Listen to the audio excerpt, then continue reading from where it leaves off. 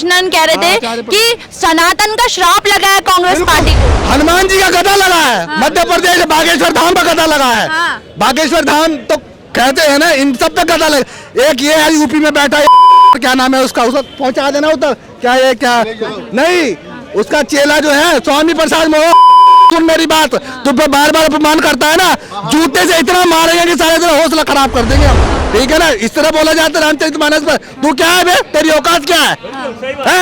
इस तरह बोलने का, देख तेरी औकात पर चला दी हमने। अखिलेश यादव भाई आया वहाँ से, 400 का आंकड़ा गारंटी है। अब मोदी या योगी हटने वाले नहीं है। उन्हें पता है, लोगों ने दौर देखा है कांग्रेस का, कभी यहाँ ब्लास्ट, कभी वहाँ ब्लास्ट, कभी यहाँ आतंकवादी, पत्थरबाज तैयार थे सब जगह कि अब हमारी पार्टी बनेगी, हम पत्थरबाजी चालू कर देंगे, आतंकवाद चालू कर देंगे, बम ब्लास्ट चालू कर देंगे। हुआ एक भी?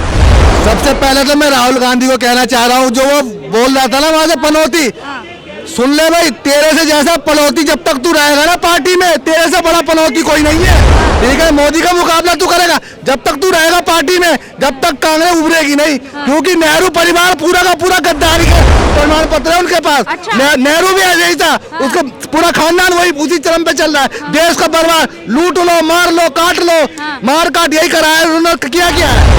जीत का कारण क्या है? कारण ये है, राष्ट्रवाद है ना।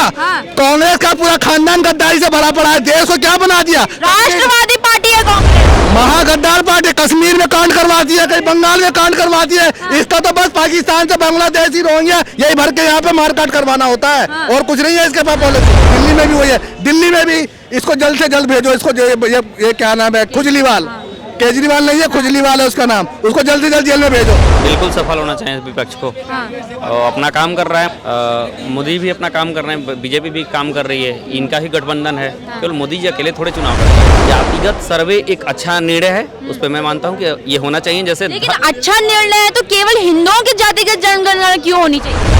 हिंदू की जातिगत जनगणना हो रही है, उसमें मुसलमान की जनगणना नहीं हो रही है, उसमें मुसलमानों की जनगणना हो रही है। ये कैसे? मुसलमानों में 72 फिरके होते हैं, बरेलवी अलग होते हैं, फला अलग होते हैं, फला अलग होते हैं, सिया अलग होते हैं, सुन्नी अलग होते हैं। कब करवाओगे भाई साहब, कब करवाओगे? हिंदुओं में ही बताओगे ये कुर्मी है या मौर्य है, ताकि आपस में झगड़ा करा के देश में जातीय संप्रदायवाद फैलाओगे भाई साहब। बहुत अच्छा सोच है, पढ़े लिखे आदमी हो। धार्मिक संप्रदाय, जब धर्म के आधार पर सब कुछ बोला जा रहा है, तब धर्म संप्रदाय नहीं। कौन बोल रहा है? कौन बोल रहा है? सब लोग बोल रहे हैं, सब लोग बोल रहे हैं, बीजेपी बोल रही है। अरे बीजेपी बोल रही है। असदुद्दीन ओवैसी बोलता है, असदुद्दीन ओवैसी बोलता है। अभी तक तो बात होती थी कि 2024 में प्रधानमंत्री कौन बनेगा, लेकिन अब प्रश्न ये है कि 2023 की इतनी बड़ी जीत के बाद क्या 2024 में बीजेपी के लिए चुनाव जीतना आसान हो जाएगा? सबसे पहले तो मैं राहुल गांधी को कहना चाह रहा हूँ, जो वो बोल रहा था ना वहां से पनौती, सुन ले भाई, तेरे से जैसा पनौती जब तक तू रहेगा ना पार्टी में, तेरे से बड़ा पनौती कोई नहीं है। ठीक है, मोदी का मुकाबला तू करेगा जब तक तू रहेगा पार्टी में, जब तक कांग्रेस उभरेगी नहीं। क्योंकि नेहरू परिवार पूरा का पूरा गद्दारी का प्रमाण पत्र है उनके पास। नेहरू भी ऐसे ही था, उसका पूरा खानदान वही उसी चरम पे चल रहा है। देश का बर्बाद, लूट लो, मार लो, काट लो, मार काट यही करा है उन्होंने। क्या किया है? लेकिन अभी कुछ टाइम पहले शशि थरूर जी तो कहते थे कि गांधी परिवार कांग्रेस की ताकत है। वो ताकत पता चल तो रही है, पब्लिक बताती है ना। सब लोग, सेकुलर लोग कहाँ गए? सबकी बोलती बंद हो गई। आगे रिजल्ट सामने, 24 में 400 का आंकड़ा पार करेगी ये भारतीय जनता पार्टी। बिल्कुल लिखित है, कोर्ट एग्रीमेंट है, कहीं भी करवा लो। ठीक है ना? जीत का कारण क्या है? कारण ये है, राष्ट्रवाद है ना। कांग्रेस का पूरा खानदान गद्दारी से भरा पड़ा है। देश को क्या बना दिया? राष्ट्रवादी पार्टी है कांग्रेस, महागद्दार पार्टी। कश्मीर में कांड करवाती है, कहीं बंगाल में कांड करवाती है। इसका तो बस पाकिस्तान से बांग्लादेश ही रोहिंग्या यही भर के यहाँ पे मारकाट करवाना होता है, और कुछ नहीं है इसके पास पॉलिसी। यही दंगे करवाने, यही मारकाट। मोदी की सरकार, योगी की सरकार में देखो, लोग बाग इसी से परेशान है और किसी से परेशान नहीं है। देश को चाहिए एक सुरक्षा। ये जो महंगाई है ना, महंगाई किसी से रुकेगी नहीं। ये सब अंतर्राष्ट्रीय बाजार पे चलता है महंगाई का दौर, चाहे कांग्रेस आ जाए, कोई पार्टी आ जाए। ठीक है ना? सबसे बड़ा देश की सुरक्षा है, जो मोदी पक्का गारंटी है उसकी पार्टी, उसके पीछे भी कई सेना तैयार हो गई है। अभी योगी आदित्यनाथ भी तैयार हो गए हैं। आप देखो, शिवराज सिंह भी देखो, 150 का 165 सीट लेके आए हैं। बिल्कुल योगी की तर्ज पे चले हैं वो भी। तो देश अब ऐसे ही बने, राम राज आएगा।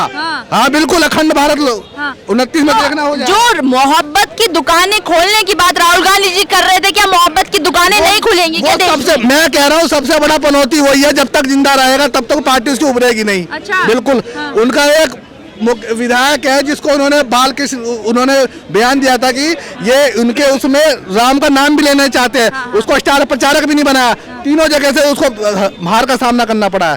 तो उन्होंने अपनी भविष्यवाणी की थी, वो सटीक निकली है।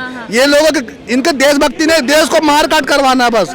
अच्छा, कह रहे थे आचार्य प्रमोद कृष्णन कह रहे थे कि सनातन का श्राप लगा है कांग्रेस पार्टी को। हनुमान जी का गदा लगा है, मध्य प्रदेश बागेश्वर धाम का गदा लगा है।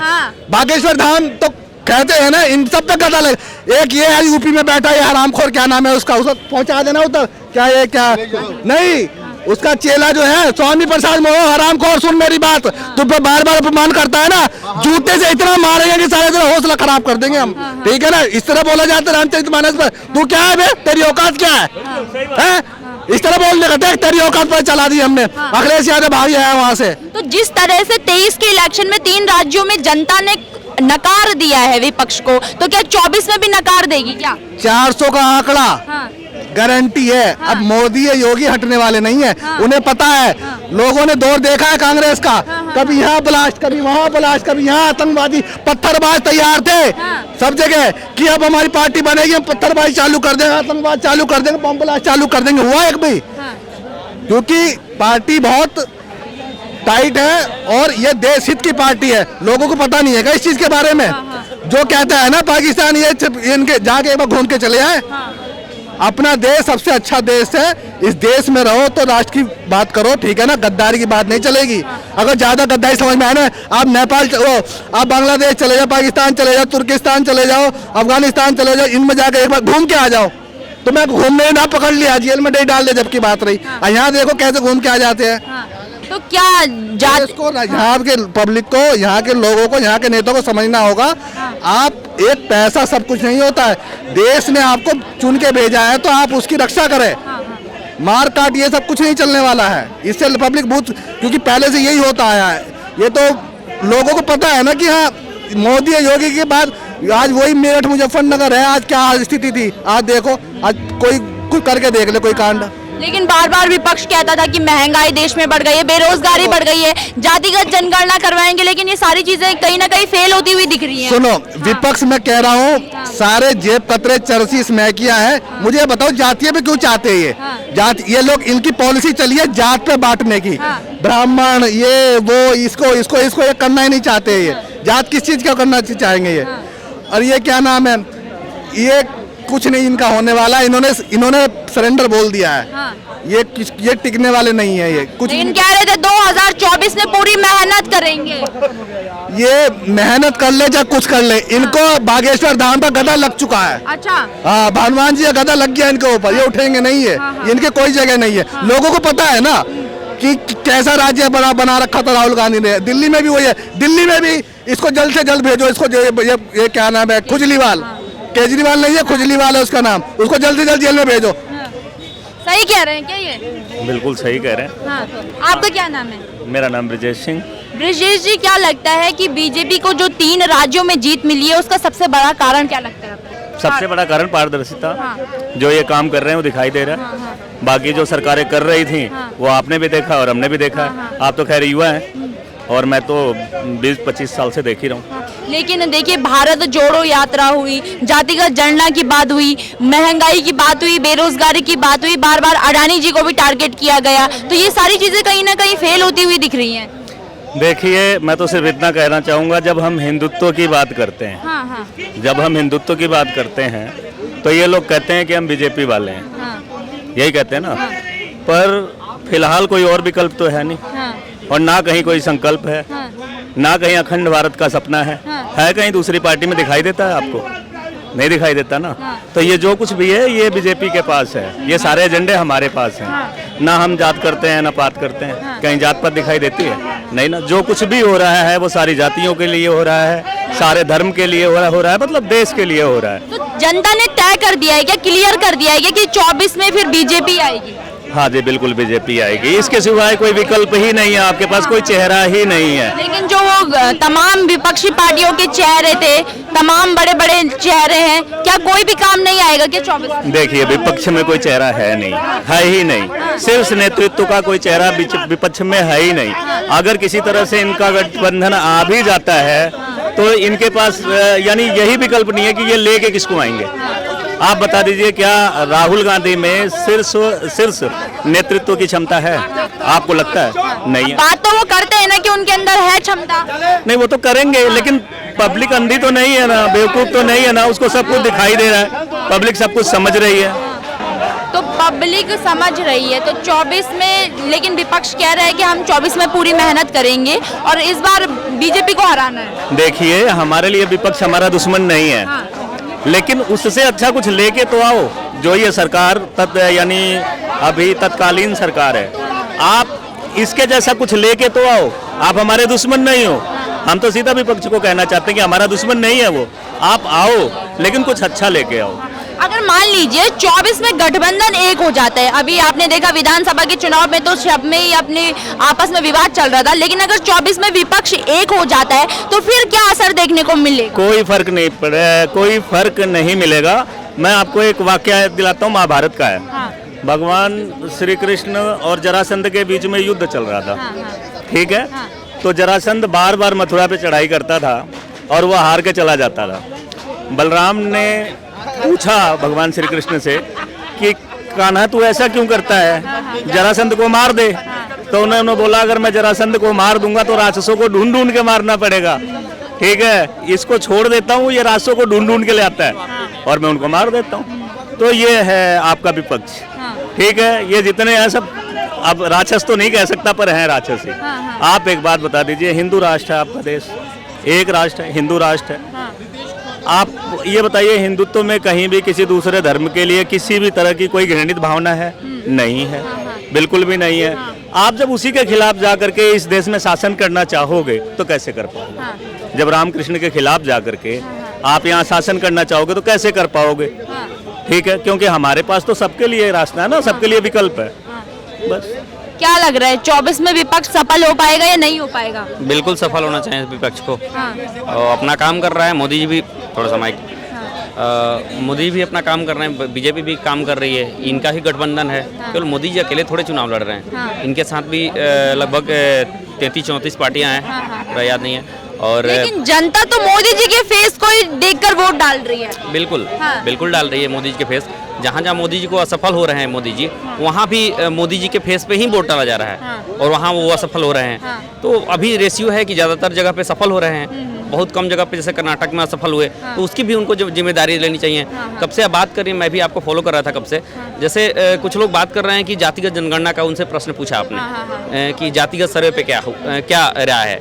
जातिगत सर्वे एक अच्छा निर्णय है, उस पर मैं मानता हूँ कि ये होना चाहिए। जैसे लेकिन अच्छा निर्णय है तो केवल हिंदुओं की जातिगत जनगणना क्यों होनी चाहिए? कहाँ हिंदू की जातिगत जनगणना हो रही है? उसमें मुसलमान की जनगणना नहीं हो रही है, उसमें मुसलमानों की जनगणना हो रही है। ये कैसे? मुसलमानों में 72 फिरके होते हैं, बरेलवी अलग होते हैं, फला अलग होते हैं, फला अलग होते हैं, सिया अलग होते हैं, सुन्नी अलग होते हैं। कब करवाओगे भाई साहब, कब करवाओगे? हिंदुओं में ही बताओगे ये कुर्मी है या मौर्य है, ताकि आपस में झगड़ा करा के देश में जातीय संप्रदायवाद फैलाओगे भाई साहब। बहुत अच्छा सोच है, पढ़े लिखे आदमी हो। धार्मिक संप्रदाय, जब धर्म के आधार पर सब कुछ बोला जा रहा है तब धर्म संप्रदाय नहीं। कौन बोल रहा है? सब लोग बोल रहे हैं, सब लोग बोल रहे हैं, बीजेपी बोल रही है। अरे बीजेपी बोल रही है। असदुद्दीन ओवैसी बोलता है, असदुद्दीन ओवैसी बोलता है। सुन लीजिए, कुछ नहीं बोलना है यहाँ मतलब कुछ ना बोले, कुछ ना बोले, ये दिक्कत है, ये दिक्कत है। अरे भाई कोई दिक्कत नहीं है, बोलो। बिल्कुल दिक्कत है, अरे कहाँ दिक्कत है? बिल्कुल दिक्कत है। लेकिन आपने सिर्फ बीजेपी का नाम लिया, पहले आपने कहा कि सब बोल रहे, फिर आपने बोला कि बीजेपी ने किया। यहाँ जितने लोग हैं सारे लोग बीजेपी के प्रवक्ता हैं, यहाँ जितने लोग हैं सब लोग बीजेपी के प्रवक्ता है। अरे भैया मेरी बात सुनो, सुनो मेरी बात सुनो। इस देश में 80 करोड़ लोग बीजेपी के प्रवक्ता हैं जो वोट देते हैं। 80 करोड़ लोग इस देश में बीजेपी के प्रवक्ता हैं, समझ गए? 80 करोड़ लोगों की 80 करोड़ लोगों की 3400 जातियां हैं। 80 फिर वही बात, इसी को बोलते हैं फैक्ट बता रहा हूँ तो आपको बुरा लग रहा है। पत्थर मारना। अच्छा, कश्मीर में पत्थर मारो, फिर यहाँ मीडिया में पत्थर मांगो जबरदस्ती। आपने बोला बीजेपी के प्रवक्ता, आप भी बीजेपी के प्रवक्ता हैं क्या? हाँ बीजेपी की सपोर्ट करते हैं हम। देख लो जी। करते हैं। कारण क्या है? कारण ये बीजेपी काम कर रही है, गांव में जाके देखो अच्छी काम कर रही है। और राजस्थान में कांग्रेस हरा, छत्तीसगढ़ में हरा, क्यों हरा? काम नहीं कर रहा तभी हरा, तभी जनता उसको निकाल दिया। काम क्या नहीं किया? मुफ्त की चीजें तो राजस्थान में मिल रही थी जनता को। मिल रही थी, मुफ्त सिर्फ की दिखावटी थी वो। मुफ्त की जो फ्री बीज जो का सिस्टम है, फ्री बीज लोग जो है अभी इसको एक्सेप्ट नहीं कर रहे हैं। वो कह रहे हैं कि हमें इस देश को आगे बढ़ाना है, हमें फ्री कुछ नहीं चाहिए, कोई नहीं चाहता। लोग ये सिर्फ चाहते हैं कि अगर कोई भी चीज जो बेसिक चीजें हैं वो अच्छे रेट पे मिले, सस्ते रेट पे मिले, सिर्फ ये चाहते हैं, फ्री कोई नहीं चाहता। ये दोनों बातों का जवाब दे रहा हूँ मैं। ये बोल रहे हैं कि लोग चाहते हैं सस्ते रेट पे मिले। कौन ऐसा चीज है जो सस्ता रेट पे मिल रहा है? पहले ये बताएं। दूसरा बात, ये फ्री बीज की बात कर रहे हैं मध्य प्रदेश, फिर वही बात यार बीच में बोलने लगे। ऐसे थोड़े होता है, ऐसे ये जितना ठूस सकते हो 20 रुपए ये आपका जो बोलने सुनिए, ये आपका जो बोलने का तरीका है, इसी बात से दिक्कत है। इसी बात से दिक्कत है। आप जो बोलेंगे सही है और मैं जो बोलूंगा वो सही नहीं है। तो 80 करोड़ का प्रतिनिधि है और हम कौन है? हम अकेले आदमी हैं, आप भी अकेले आदमी हैं। ऐसे नहीं बोला जाता, ठीक है? गलत बात है।